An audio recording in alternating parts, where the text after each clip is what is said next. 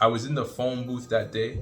I had my pager on, my beeper, because we sit inside the phone booth and we just wait for somebody to call. We make the phone call and then we go make a hustle. So he pulls up to me and he's like, the Quran says every soul shall taste death. And that just like, it hit me.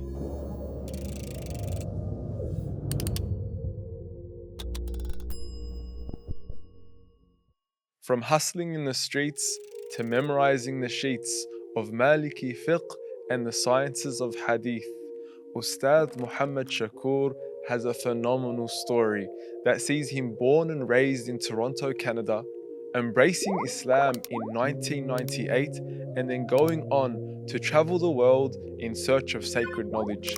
Ustad Muhammad Shakur, currently in Taiwan. Assalamu alaikum wa rahmatullahi wa barakatuh. Alaikum salam, how are you, mashallah? Alhamdulillah. Look, if we can just probably go back there to 1996 as a young African Canadian man, what was life like growing up in the streets of Toronto back then? Take us back Right. to 1996. It was tough. I mean, I grew up, my mother and father, were married. I grew up with a father in the house. We didn't necessarily grow up in a bad circumstance or like a bad neighborhood. We had a neighborhood that was neighboring us that was bad, right? In our neighborhood, it was, there was a little bit of trouble there, but across the street is where all the drugs and everything were selling. So when we grew up as kids, my father was a truck driver, my mother was a housewife. Everything was fine, because my father being in the house was like, we were scared of our dad. Like, we never ever wanted to get in trouble. But as we started to get older, like, I have two older brothers who are also Muslims. They're both on Facebook as well. Maybe you've seen him, Abdul Brooks. You would see him. He's the second oldest, and then my other brother is Sharif. He's the oldest. I'm the youngest. So as they started hitting 13 and 14, they started kind of finding themselves in, more mischievous trouble. Then when they went to high school, it got worse. And then that kind of created a conflict in the house, because my father was really trying to discipline, and kind of my mother was kind of like interfering, the soft spot. And then it ended up causing my mother and my father to separate. So my father left, right? He was around, but he wasn't in the house. He left. And I think that is kind of where we, as young kids growing up, started to take advantage. We can get away with the things that we couldn't get away with when my father was around, right? So it meant now that my mother was going to work late nights, she was working a night shift. So from 11 o'clock at night to about 9 in the morning, we have the house to ourselves. So like, we're on our house is like on the block. So our house just came, like, we used to call it like the dungeon. Everybody just used to come out there and hang out at nighttime. Like, you come in front of my house at 11, 12 o'clock at night, and you just see like a whole wolf pack in front of there. And then, 8 o'clock, we know that my mom's bus comes at 8:30. It is, by like 8:25, everybody just scatters out. So that's kind of where I would say, the beginning of trouble started to happen. And it's one of the reasons why you probably noticed lately that I emphasize a lot on marriage in the Muslim community, because it's not just about husband and wife, it's about family structure. Because I personally witnessed from my own self the direction that I went to when my parents split. I guess the statistics speak for themselves, right? Like, when we talk about an absent father, we've seen many reports, many studies that have come out and spoken about, a high level of incarceration, unemployment, dropping out of high school. I guess the struggle is real when a father's not there. So I guess, that definitely resonates with a lot of Right. us. And Yeah. and in places like America, that's created by design. That was something that after civil rights was created by design, very specifically to separate the women and the men in order to end up raising households where there was no father around. So I understand the importance of it, because I know for sure, like, we definitely took advantage of it, because once my father was gone, we could, and then the psychological I would say the psychological stresses that come with that, like some of the anger that I would feel, but at that time couldn't really express it. Like my father being gone, but we were just becoming bad kids, right? So now that there was a time when I was young where I could be like, I could have this sense of feeling that I was upset with my father, right? But as I got older, I was like, man, we were some bad kids. What it must have felt like to have a father raising three boys, who you put so much effort into, and then they just turn around and they just start acting, you know, just crazy, And as I look older and I look back now, and I'm like, yeah, like I realized like my dad tried his best to keep us, keep us focused, but you know, like when your parents keep telling you don't go here, don't go there, don't go here, don't go, it creates the impulse, right? So we lived in a co-op, and across from us was Metro Housing. So we lived in a co-op, and you cross the street, it's Metro Housing. Metro Housing is like equivalent to like the projects, what you would say in the US. So that's where everything is going down in terms of making fast money on the street corner, right? So when you go over there, you start seeing the fancy cars, you start seeing the gold chains, you start seeing, so it starts to look like, oh, okay, there's something interesting over here. So sooner or later we end up getting caught up in that, right? It wasn't, I mean, I must have started hustling out in the streets at like 16 years old because the money was fast, right? My father wasn't around, so I didn't have any curfew.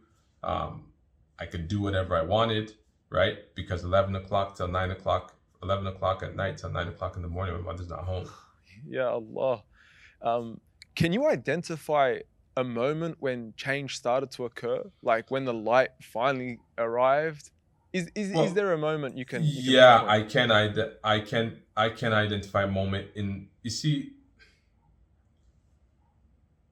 I grew up with the consciousness of my mother. Like my mother was, she was a very practicing Christian. She just had a conscience, right? So anytime I was out in the streets doing what everybody was doing, I knew that I was different.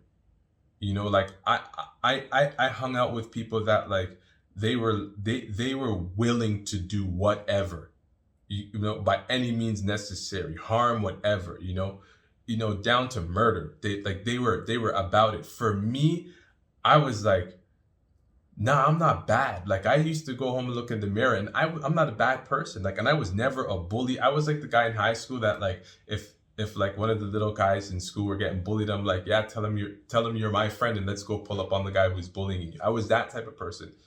But so in the neighborhood that I'm growing up in, naturally, when you're from a neighborhood, you get everything that comes along with it. So me, I was an objective. I would say I'm an objective person in the sense that me, it was just money.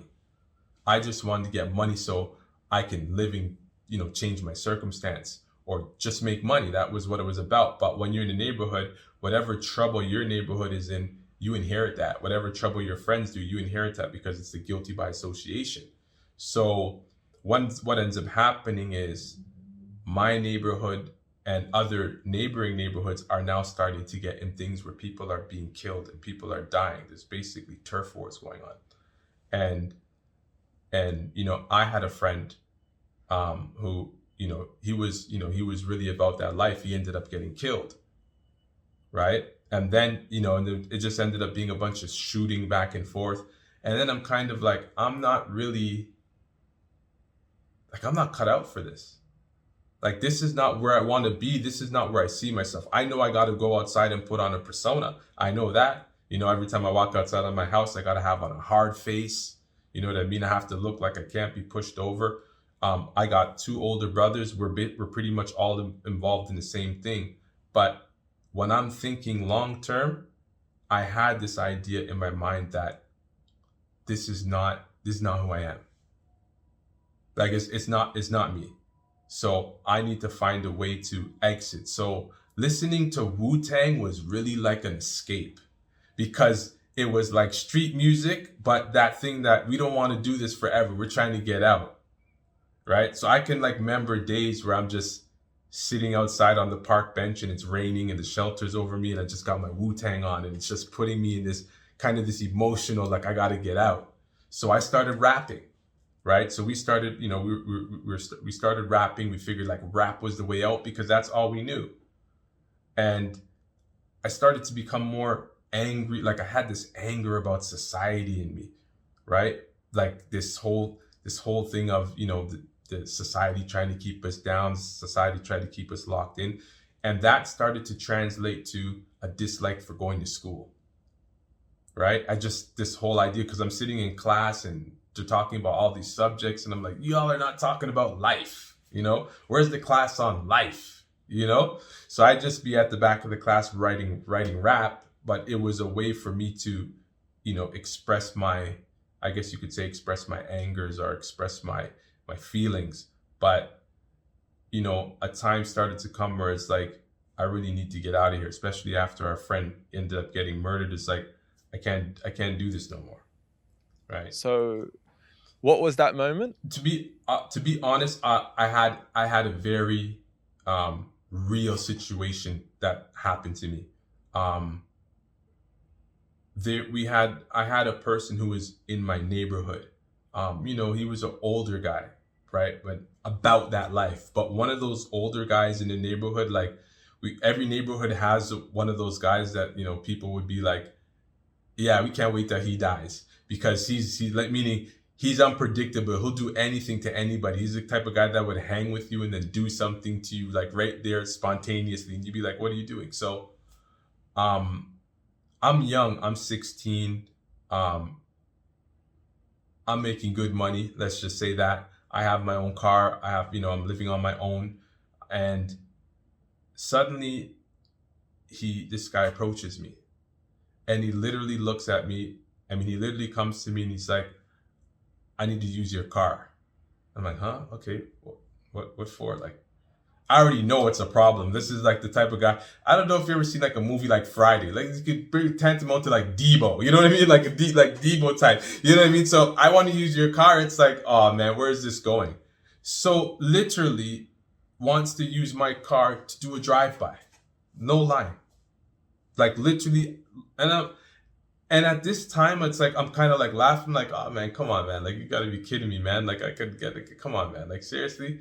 And I'm not paying attention to him, right? But he came with one of his little friends, so I guess he had like a persona to keep up. So I know the guy, like I didn't even think nothing of it at that time. I think I was playing like Mario Kart or something, and he comes in and he's talking to me. Oh man, I can't give you my car. So he walks out of the door, and then he walks back in the door, and he has a 9mm in his hand, and I'm just like, oh man.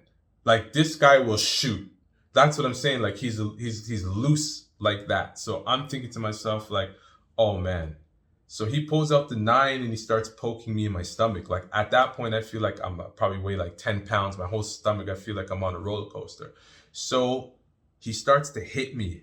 And I mean, even here, I still have the perfect 9mm mark on my forehead, like perfect circle. Right there. He hits me here. He hits me on the back of my head. The blood starts pouring out.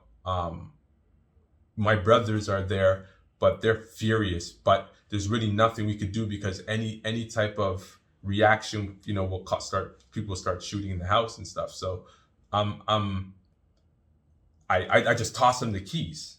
You know what I mean? Like I just toss them the keys. Like take the keys, get just go. So they take the keys. I don't know anything that happens. Next day, I go out to my neighborhood. I see my car is parked there.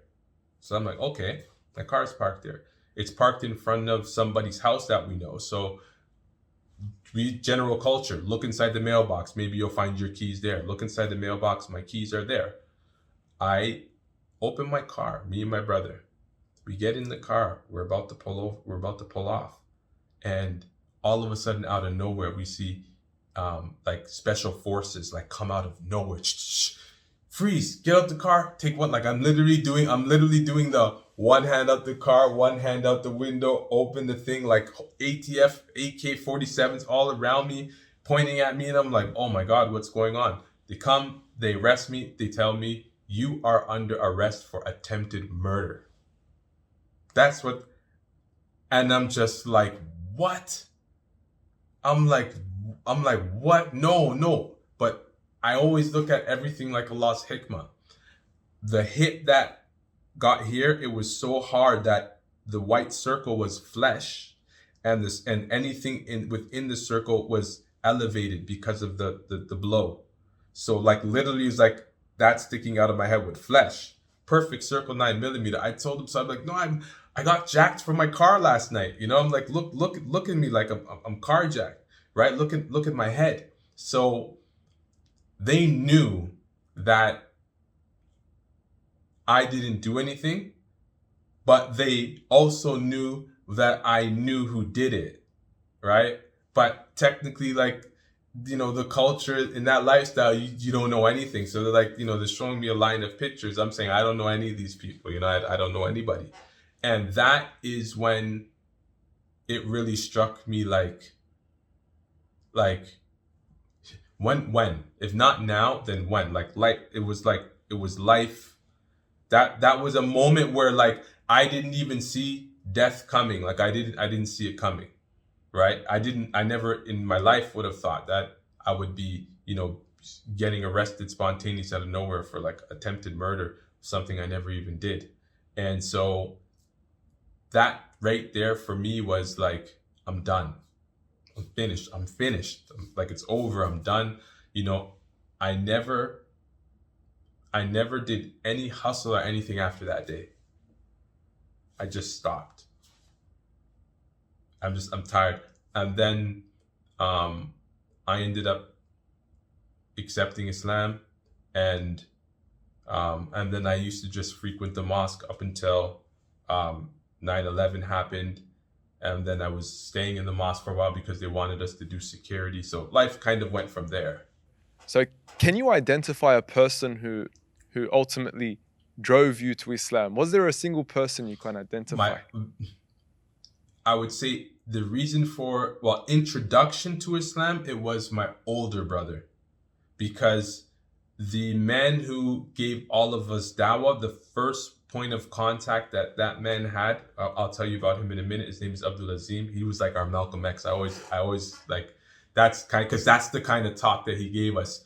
My brother had met him somehow outside because he lived in the metro housing, so he would see us all outside. But he met my brother first, and then my brother came home with this thing called, you know, the Quran, right?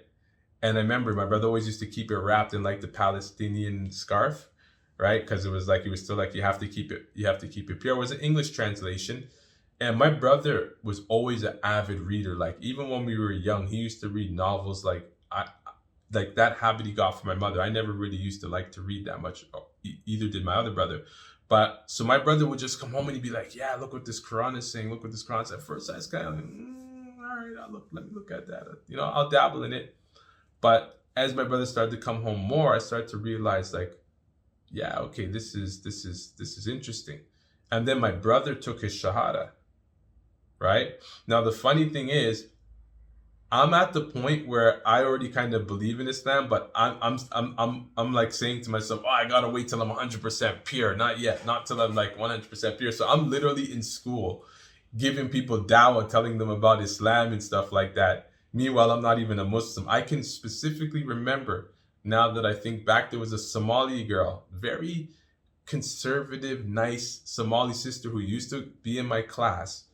She sat at the front of the class. She never spoke to anybody. She did her work and she would leave.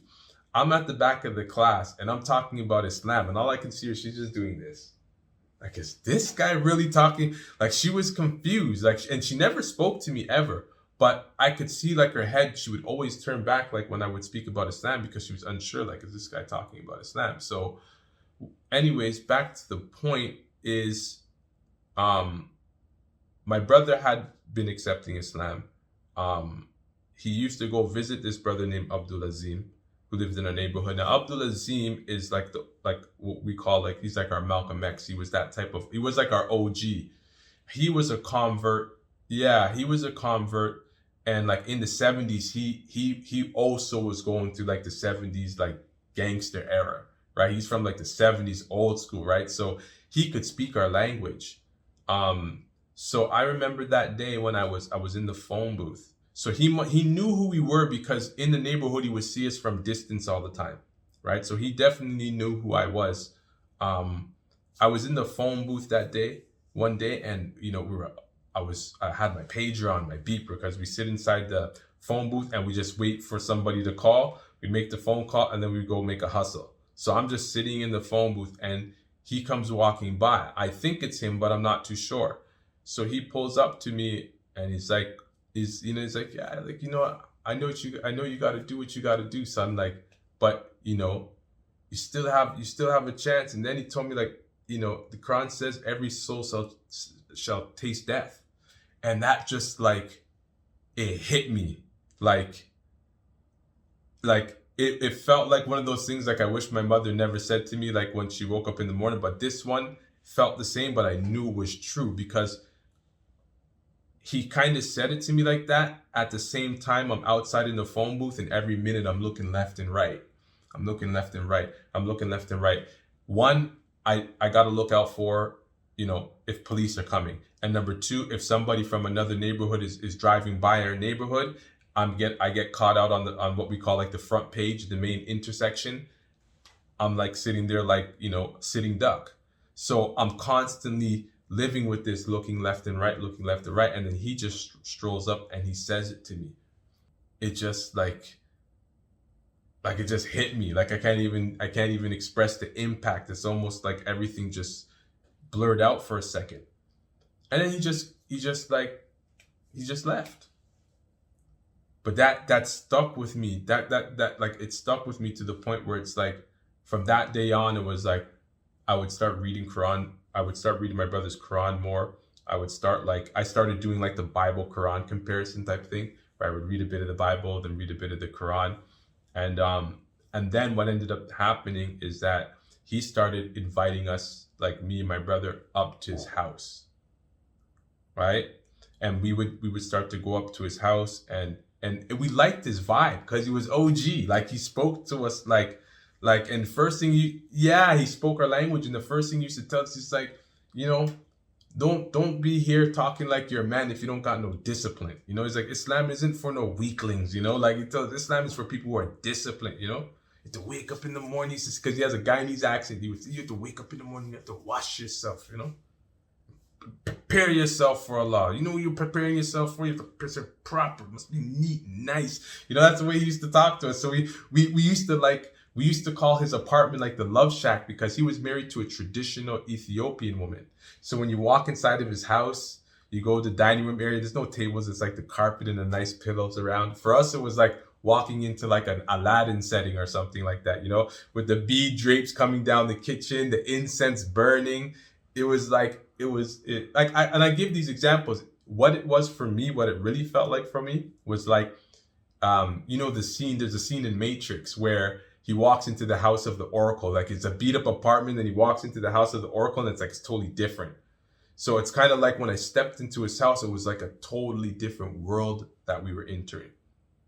Right. And then he would start telling us, more about Islam and, disciplines and stuff like that. So what ended up happening is we had this tradition where everybody who accepted Islam would go to his house, and after accepting Islam, go up to his house and look at the 99 names of Allah and pick their names. So originally I went by the name Abdul Shakur, right? My brother's Abdul Noor, right? My other brother's Sharif. So it was like, we just had this culture. Somebody accepts Islam, you go to his house, and then you look at one of the 99 names of Allah and you pick one. So we have an Abdul Haq, we have an Abdul Hakim. Everyone's one of the Asma al-Hisna. That was just his thing, So, it was just like, mashallah, like, Allah put so much blessings in his work that our neighborhood, like, just became nice again. Like, and then I realized, like, we were the plague of the neighborhood. We were. When all of us accepted Islam, it's like the grass started growing again. There was no more crime in the neighborhood. It became a nice neighborhood again. SubhanAllah, right? the da'wah of this one man, Abdul Azeem. Yeah, Abdul Azeem. Yeah, mashallah, he was, really real down to earth with us, and that is kind of like where that's part of the influence where Be That Basic Muslim came from. Because like throughout my studies in Egypt, right, I was very technical. Like I hit a zone where I was very mentally technical. And when I was writing things that I was publishing to the public, it just came across as just like, I was writing about things like protocols of fatwa, isnad and stuff like that, what's correct and what's incorrect. And then as I got older, I'm looking and I'm like, common people don't really need all this. We need to get back to brass tacks, because the average person goes to work from 9 to 5. That's what his life cycle is. What can he do within that time to, what can he do within that time to, to benefit his deen? And from what I see with all the complexities going on, I'm like, just keep it simple, right? Keep your deen simple, and try to stay away from those things that don't concern you, right? So that's part of where that Be That Basic Muslim came from his influence. SubhanAllah, from the perfection of one's faith, from the perfection of one's Islam, is that they leave off that which doesn't concern them. It's And that's so what some important. scholars have identified as being 1/4 of your faith is to leave off that which doesn't concern Yes, you. it's so SubhanAllah. important. Yeah, and the Sheikh just pointed out a hashtag, Be That Basic Muslim. And for background information for those that aren't aware, the hashtag Be That Basic Muslim is what initially attracted me to the Sheikh. A simple message to just really take it back to the basics. Let's reel Islam back in, away from the complexities, away from the polemics, away from the debates and the spectacle of the online world, and really just simplify what it means to be a Muslim. And when I came across this hashtag, when I came across this initial message from the Sheikh, it really felt like a breath of fresh air. And it was as though, this message was missing for so long, and something which we really need to, I guess, stress and Right. emphasize in this time. Jazakallah khairan. Yeah, and it also relates to my experience after converting as well, because it was the 90s, like when I can relate, 90s, and polemics was everything in the community. Like people were building masjids on, communities on polemics. Like that was kind of seen as the safe haven. So the young were attracted to this, but what when you really think about it, they weren't attracted to it because of the manhaj, or attracted to it because of what was being taught in different places. It was because they were struggling for identity. So they figured out, by adopting polemics, it gives me this strong identity that I'm serious, right? And then you fast forward like 10 years, even 5 years, some even 3 years, and they experience burnout, right? They experience burnout. So even when I accepted Islam, right off the mimbar, Friday, everyone giving me the hugs, some people crying, I got tears in my eyes. Guy grabs me, he wants to take me out for lunch. Literally, somebody grabs me in the left hand and yelling at the guy, saying, stop trying to spread your bidah to this guy. And I'm just here like, what's going on, right? But alhamdulillah, our OG shows up, right? And he's got like this heavy voice. Yeah, Abdul Azeem, he's got this heavy voice. His voice is heavy. Like no one will contest him in the masjid. He just comes, he says, hey, leave my boys alone. What you know about my boys? You don't know nothing about my boys. Don't come around here, And everyone just let go. Let go of my hands, just like, sorry, Abdul Azeem, like he was very serious. Don't come around my boys trying to tell me you don't know nothing. You want to approach my boys, you talk to me. That was his thing. You talk to me first, but don't come here troubling my boys. They come into the mosque to pray. They don't need none of all this funny business, he would say, because he's Guyanese, right? It's like, oh, we don't need all this funny business. So we went through that phase, and that is what really initiated in me the desire to study. Because after that, it's like, I can't get straight information. Everybody who's telling me information is, can't give me sources, or they're just giving their own interpretation. So I'm thinking to myself, there's got to be some system to Islam. Like, what's the system? If you're saying this is halal and this is haram, where are you getting it from, right? Where is it coming from? So it's like, I need to learn Arabic. So you went to Egypt, am I correct, first? You went to Egypt first? No, no. I went to India first. Yeah, no, it's interesting because at that time I generally grew the masjid that I grew up in was generally an Indo-Pak masjid. So, after a while I started to like, okay, I just want to learn a madhab, right? I like the systematicness of the madhab, so I'm going to learn Hanafi fiqh. So I started learning Hanafi fiqh, and I had one teacher. So originally I was going to go to Pakistan. That was originally what I was going, what I decided to do. But my wife being Taiwanese, she couldn't get into Pakistan because Pakistan has diplomatic ties with China. So they don't recognize Taiwan, so we couldn't go to Pakistan.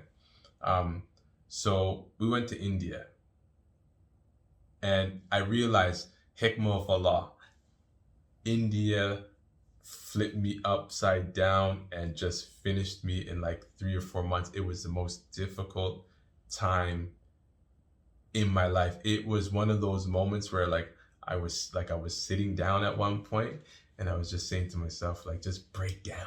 Just break down, just break down. Just, one of those where I just want to cry, just be a baby, just let it, I had that vibe. And I'm like, no, get a hold of yourself. I'm like, no, just let it out.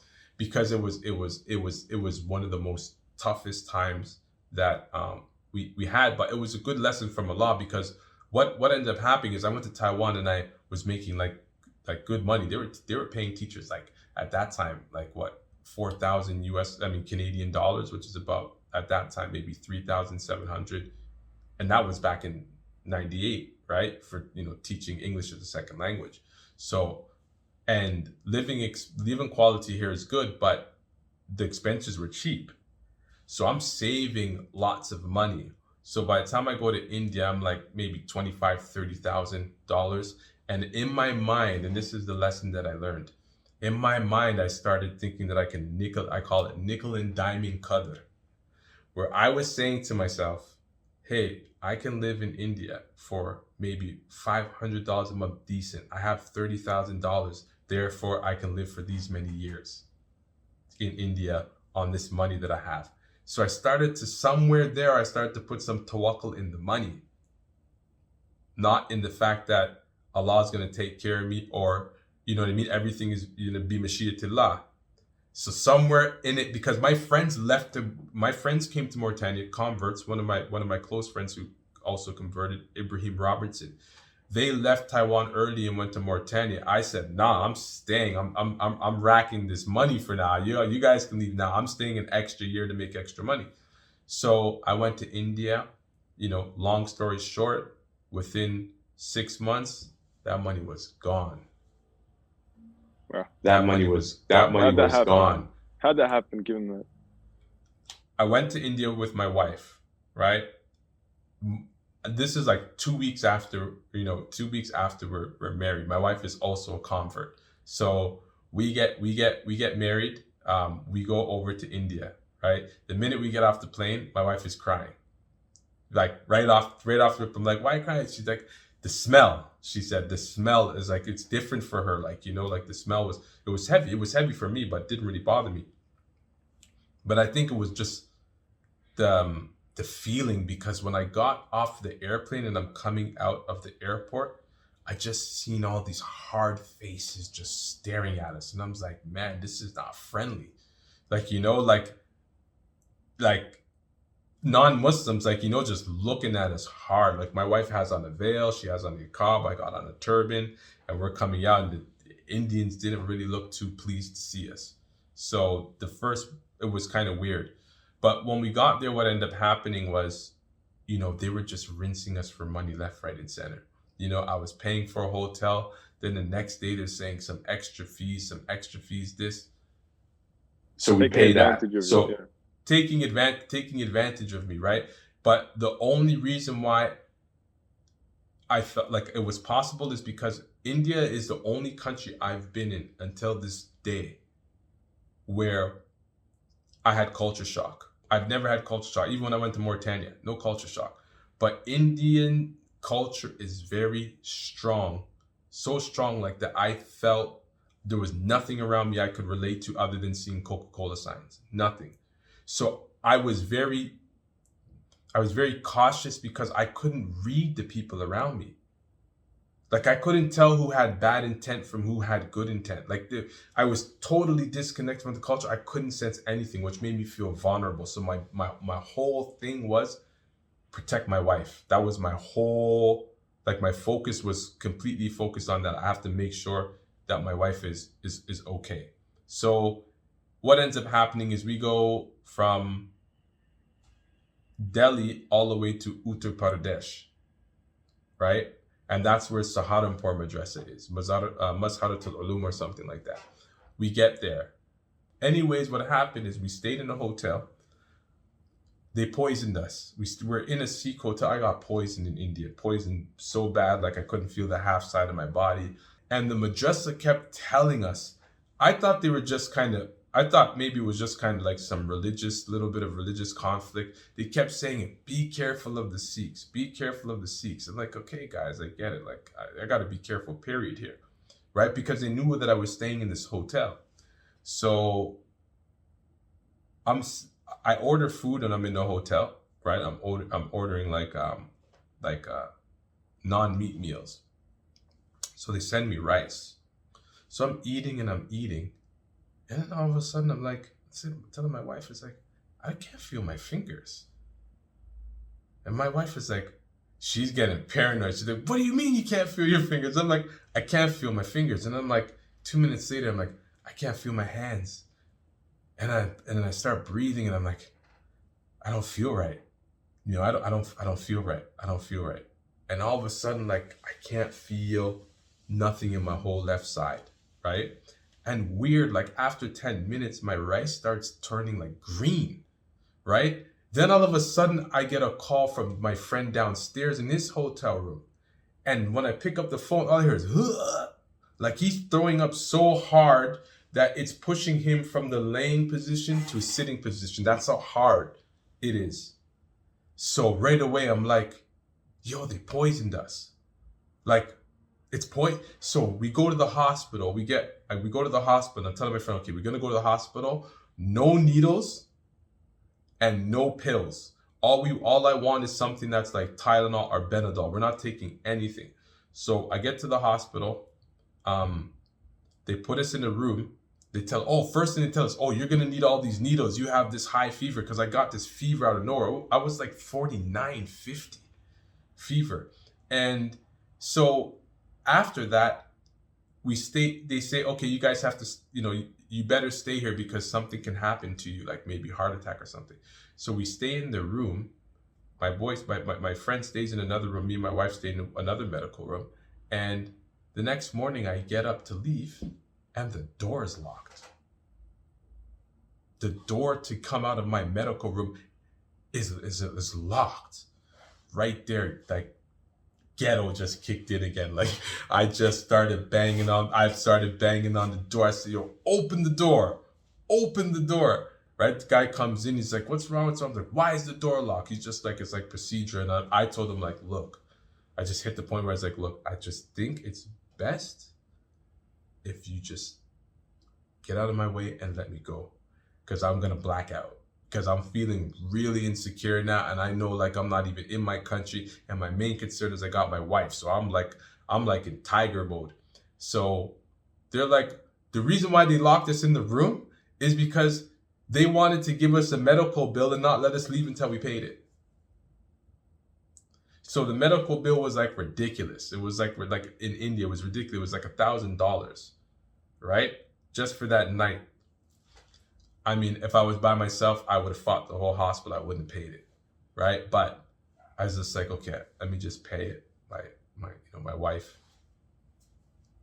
paid $1,000, gone. Get back to the hotel. They're like, you guys have to leave. I'm like, huh? I'm paying the money. We're paying the money to stay. No, you must go. So they kicked us out for no reason. They kicked us out of the hotel, and then we went to another. Then we had to go to another hotel. And then, long story short, my passport got washed. My passport got washed while we were in when I was washing my clothes, my passport was in my pocket. Now I have to go and get a whole new passport in India. And that ended up it causing me to have to stay for like an extra 3 or 4 months. And money just, I can't even tell you where the money went. All I can tell you is by the time I got back to Taiwan, then back to Canada, it was finished. Money was gone. Broke. I sent my wife to Taiwan. We come back to Taiwan together. I couldn't get into Taiwan because they didn't process my exit papers properly. So I get back to Taiwan, you can't enter. I'm in Taiwan, they tell me you can't enter. So literally my wife has to go into Taiwan. They have me in a holding room inside of Taiwan for like 48 hours. And they're like, you have to buy a ticket. And I'm trying to hold out like, no, I'm going to make them get the ticket, right? Because they're not letting me in. But what they do is they put you in a room and they just blast the AC. So after like a day, I'm just like, I called my friend. I had a little bit of savings in my Canadian account. I'm like, send me that money, purchase a ticket, come back to Canada. So now I'm in a dilemma because my wife is in Taiwan. I'm in Canada. I don't know what to do. I have no more money and I'm just stuck. My wife is back in Taiwan, having some family issues because she converted. And it was just like, I was just, that I had a breakdown then. So that breakdown that I didn't have in India, I had it one day. I was just sitting in the masjid and I had my hands folded. I was just sitting there and then the bukhar just came out, man. I sounded like a whistling kettle, right? Because I was just broken. Like I didn't know what I was going to do, where I was going to go. I didn't want to ask anybody for anything. And I just had one good friend. And it's like, all these things are from Allah. He just came up to me, said, what's wrong? And what do you need? Out of nowhere, I could remember my Bashir Khan, good friend of mine at that time. He just came, he's like, he was a medical doctor. He's like, what do you need and what's wrong? I said, no, I'm okay. He's like, what do you need and what is wrong? Like, I'm not going to ask you again. And I said, I need 2 plane tickets to Egypt because I need a plane ticket for my wife to get there. I need a plane ticket for me to get there because my wife is going through a whole bunch of stuff. So I need to get to Egypt. So it turned out that like when I left Canada, I never left. I left with the niyyah of hijrah. I never had this idea of going to seek knowledge to come back. No, I was on a one-way journey. Like I was going for self-rectification. I want to go to a Muslim country and I want to stay there. And I just want to spend my life learning. For me, it wasn't about acquiring knowledge. It was about spending my time in the path of seeking knowledge. That was always my thing. So it wasn't about can I obtain this? Can I obtain this? I just want to live in that path, right? And so when I got to Egypt, like I was very antsy. I got in, but I'm waiting for my wife to make sure she gets to the airport and then she lands in Egypt and I'm like waiting there at customs, just like waiting. Is she gonna make it through? Is she gonna make it through? Is she gonna make it through? And then I see her come around the corner, like, yo, Sakina, man, like the feeling. So I had to, because I couldn't get to Taiwan to bring her, so there was points like, okay, she has to fly alone. We're coming to Egypt. And I'm just afraid that she's going to get to Egypt and there's going to be some issue because her passport is Taiwanese. Something. I just had so much the tensity inside the airport waiting for her was just like, and the thing is she wasn't coming out fast. So I'm seeing all these Asians coming out, but my wife is not coming out. And then suddenly she comes around the corner and it was like,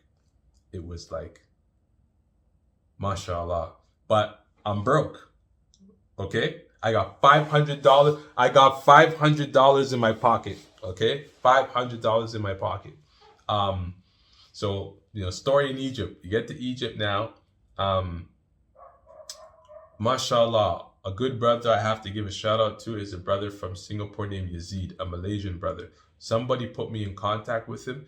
This brother didn't know me from anything, but he gave me, when I first got to Egypt, Him and his wife had just got married, and they had an extra room inside their house. They housed me when I first got there to get sorted. Um, they took me to the airport to go pick up my wife, and we stayed with them for about a week until we could find our own house. But this guy never knew me from nothing.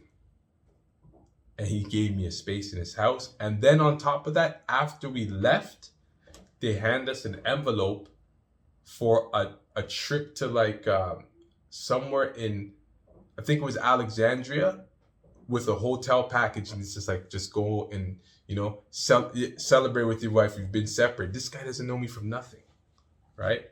So yeah, so mashallah, he did, good gesture, and we became good friends. He's still, I'm still in contact with him. And so anyways, we got our first house, and it was in, I still remember, it was in Hayy Sabit in Cairo, Medina to Nasr. And it was like a small little, like, broke down house. The fridge didn't really work, and the electricity lines and the water lines were crossed. So every time that we went to touch the tap to turn on the water, we'd get shocked, right? And that's how we were like living. Like to turn on the shower was kind of, it made me antsy, because I'm like, am I gonna get electrocuted? It's like we lived like that, and we didn't have much money, so our meal every day was like aish and fool in the can, the beans, the brown beans in the can, cut the can, cook it up with a little bit of oil and eat it. And I could remember, like, my wife would come to me and be like on Fridays, like the celebration day, like, can we buy some tuna? And I'd be like, yeah, let's go get some tuna. So tuna was like we were eating like delicacy, like, yeah, like, what, a can of tuna, mix that up with some onions, put some curry on there. And that was like us going out to like a restaurant, like we were that miskeen, and it ended up like, what ended up happening was, my teacher contacted me, and then there was an Arab brother who used to work for Jordanian Airlines, and he was like, I want to sponsor these guys to study. So he started sending us $500, right? So $500 at that time in Cairo was good. Like, you could live decent. So I started doing that. Then about 6 months later, he ended up losing his job, so he couldn't sponsor anymore. So now I'm back to square one again. And and then one day I'm walking down the street, and I see this building that's being converted into an Islamic school. Now, I've been teaching English in Taiwan for, 2-3 years. I'm actually really good at it, because I'm good at working with kids. So anyways, I pop in there, and they're like, yeah, we're looking for a teacher. I'm like, put me in the classroom right now, do an interview right now. They're like, are you sure? I'm like, yeah, give me the lesson plan, let me go in there. So I just went in there and I like rocked the classroom, right? And they're just like, wow, like you want to work here? I'm like, look, I study full time. If you guys want something that's less than part-time, I'll do it, right? But everything has to be pushed to the morning, where I teach 2 to 3 classes and I'm gone. They looked at me and said, we will pay you full-time for teaching 2 classes, right? They ended up giving me a driver, a chauffeur, everything to pick me up and get me home. So they were paying me a full-time salary for only teaching like 2 or 3 classes. So I did that for about 3 years. So that kind of built up, and they were paying me like $1,500 US, which was like, that for Cairo, that was like more than you're maxed out. I started buying books, and so that was the beginning of Egypt. Like, the struggles were tough, the struggles were tough, but things started to get easier. But I would say the main thing, like, if somebody's asking me, like, how did you do it? Like, everything is from obviously Mashiach, but one thing is I never had a plan B. There was no plan B for me. There was no, if this doesn't work, like if studying doesn't work, then I'm going back. No, it's gonna work. I never had any plan B, period. I never entertained it in doubt. It's like, it's plan A. I'm coming here to study. I'm gonna make it happen.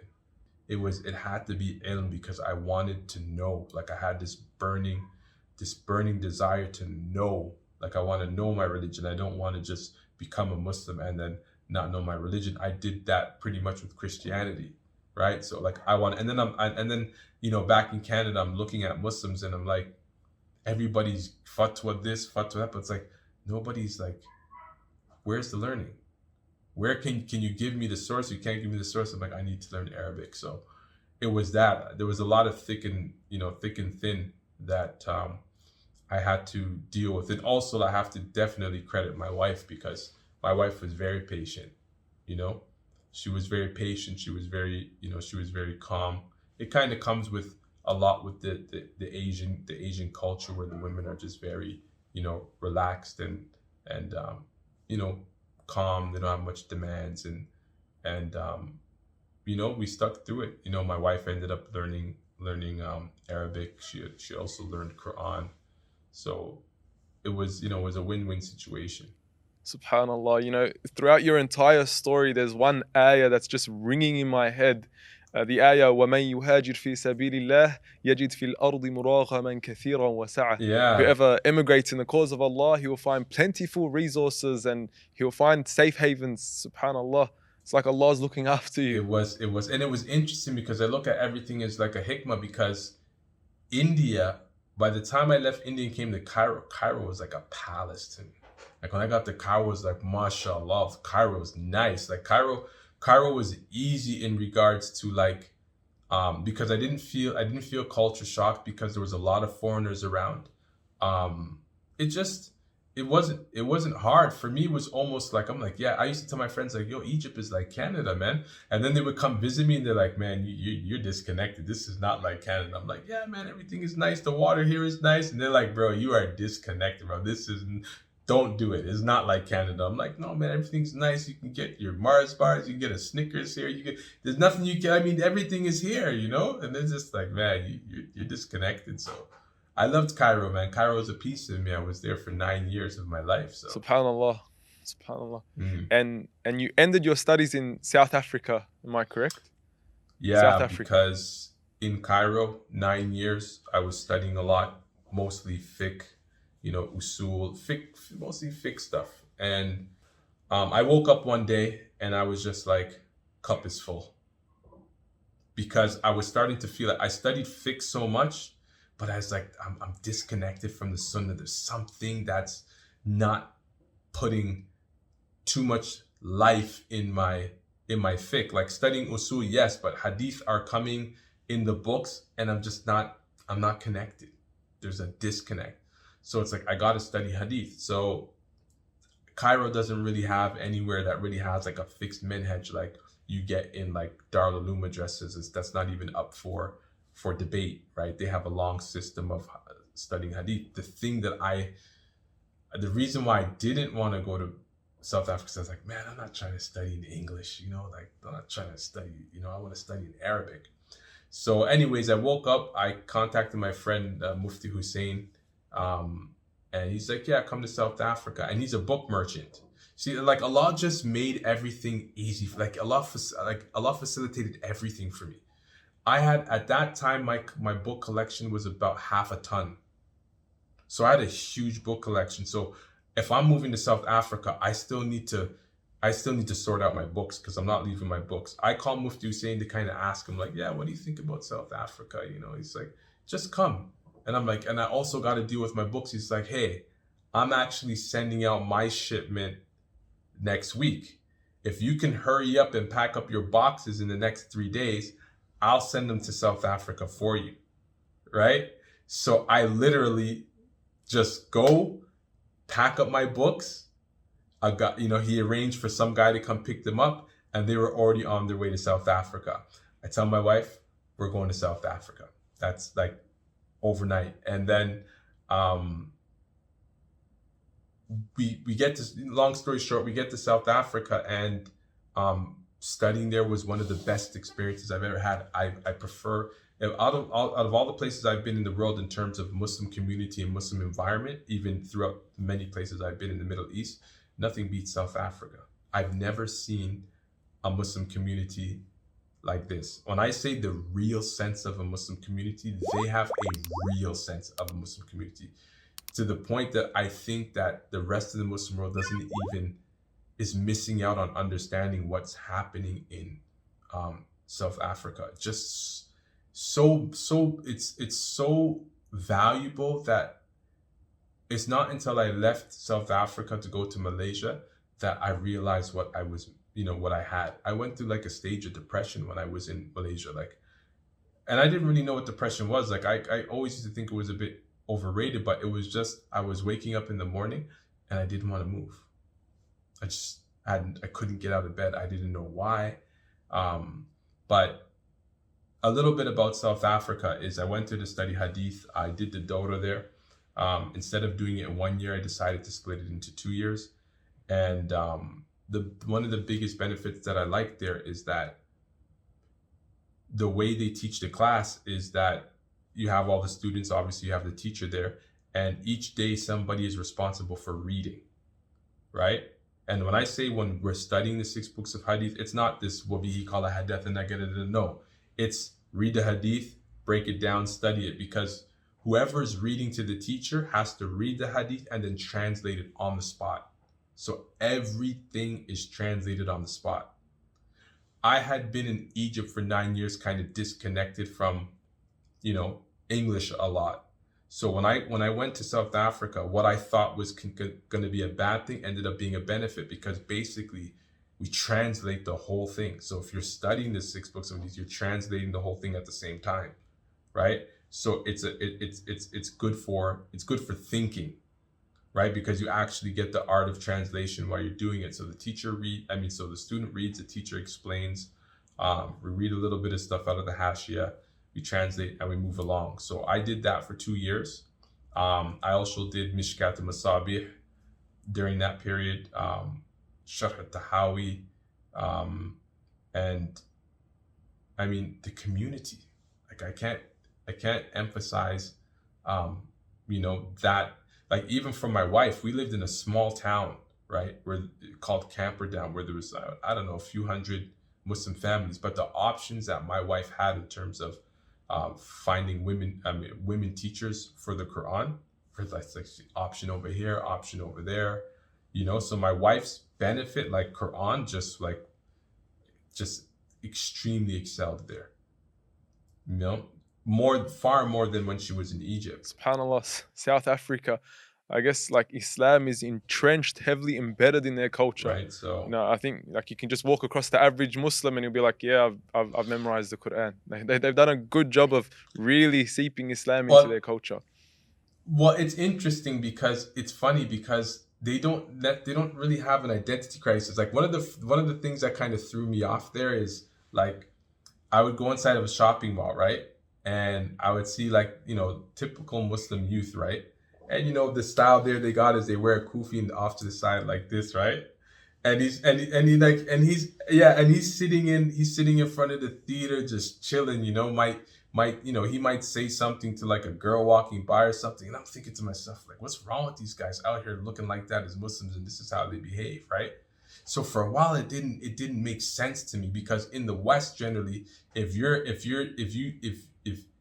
you're not really a practicing Muslim, you don't want to dress in a manner that attributes you as a Muslim. You get what I'm saying? Like, we don't like, Muhammad turns his name to Mo, for example. So, but there, Islam is so comfortably accepted that having an identity as a Muslim is normal.